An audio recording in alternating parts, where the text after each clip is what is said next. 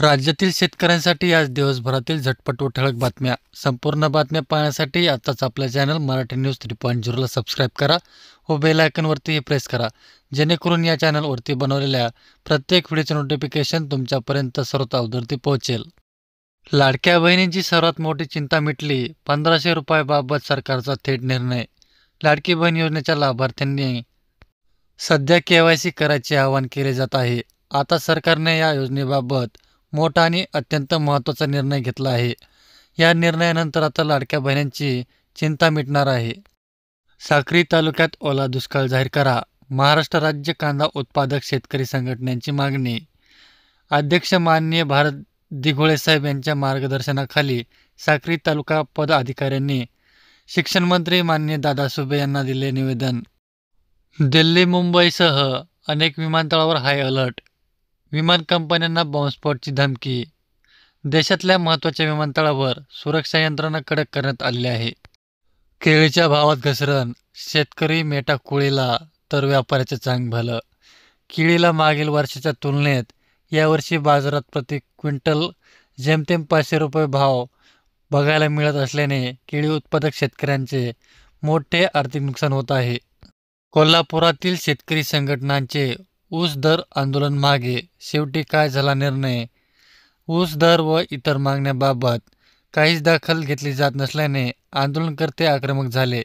Gate ढकलून आत घुसण्याचा प्रयत्न केल्यानंतर साखर उपसंचालक गोपाळ मावळे यांच्या समवेत बैठक झाली. राज्यात थंडीचा कडाका. पारा आणखीन घसरणार. सध्याच्या स्थितीमध्ये राज्यामध्ये कमालीची थंडी आता दिसून येत आहे.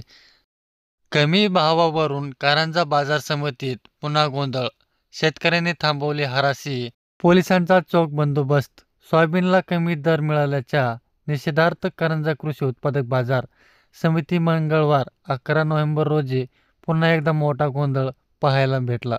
बीड शहरात पर्यावरण संरक्षणासाठी एकदिवसीय प्रशिक्षण शिबिर उत्साहात. उपक्रमात पर्यावरणप्रेमी विद्यार्थी आणि शिक्षक मोठ्या संख्येने सहभागी होणार. तुम्हालाही शेतीसाठी तारेचे कुंपण करायचे आहे का? ही योजना देते 85% अनुदान. सध्याच्या स्थितीमध्ये शासनाकडून विविध योजना पाहायला भेटत आहेत, तर या योजनेचा फायदा शेतकऱ्यांनी जास्तीत जास्त घ्यावा. तुम्हालाही शेतीसाठी कुंपण करायचे असेल तर ही योजना देते 85% अनुदान. जिल्ह्यात 44,237 हेक्टरवर रब्बीची पेरणी. पावसामुळे पेरणी लांबली. लवकरच पेरणी करण्याचे कृषी विभागाचे आवाहन.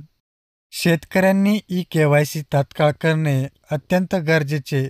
तहसीलदार विजय चव्हाण यांचे मोठे वक्तव्य. अनुदानापासून वंचित राहणाऱ्यांना KYC करणे अत्यंत महत्त्वाचे आहे, असे आवाहन तहसीलदार विजय चव्हाण यांनी केले आहे. लाडकी बहीण योजना. सर्व्हर डाऊनने लाडक्या बहिणींची धावपळ व्यर्थ. KYC न झाल्यास लाभ बंद होण्याची भीती. मुदतवाढीची मागणी. वर्ध्यात लाडकी बहीण योजनेसाठी KYC प्रक्रियेत सर्व्हर डाऊनमुळे महिलांचा त्रास. मुदत संपण्याआधी प्रक्रिया पूर्ण न झाल्याने लाभ बंद होण्याची ही भीती. पीक विम्याच्या माध्यमातून नुकसानग्रस्त शेतकऱ्यांची फसवणूक. नुकसान होऊनही पीक विमा मिळेना.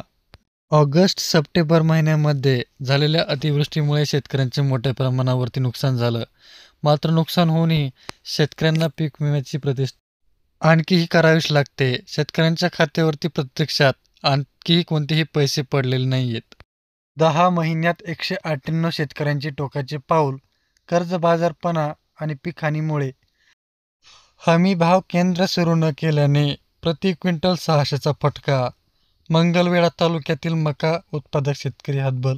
तालुक्यातील ऊस उत्पादक शेतकऱ्यांना साखर कारखान्याकडून मिळणारी अवेळी दर शिवाय ऊसासाठीचा लागणारा कालावधी.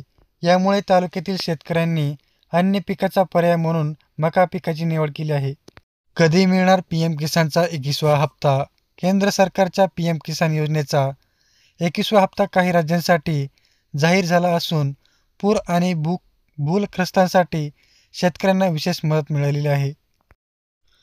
व्यवसायात लाखोंचं कर्ज घेऊन बुडाला, पण ही शेती ठरली गेम चेंजर. नांदेडचा शेतकरी करतोय 11 लाख रुपयाची कमाई. अमेरिकेतील शेतकऱ्यांना नवीन प्रयोग. शेती आणि सौर ऊर्जेचा एकत्र वापर. अमेरिकेतील व्हर्जिया राज्यात शेतकऱ्यांसाठी एक वेगळा आणि नवा प्रयोग. सुरू करण्यात आला आहे. या प्रकल्पात एकाच शेतीवर शेती आणि सौर ऊर्जा निर्मिती दोन्ही एकत्र केली जाणार आहे.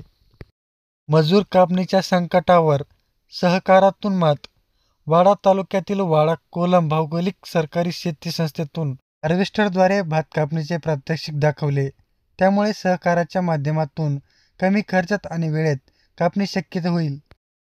मुख्यमंत्री लाडकी बहीण योजना बंद होणार, एकनाथ शिंदेने स्पष्ट सांगितलं. केवायसी कशी करायची जाणून घ्या. महाराष्ट्र सरकारने मुख्यमंत्री माझी लाडकी बहीण योजना सर्व लाभार्थ्यांसाठी ई-केवायसी करणे आता अनिवार्य झाले आहे.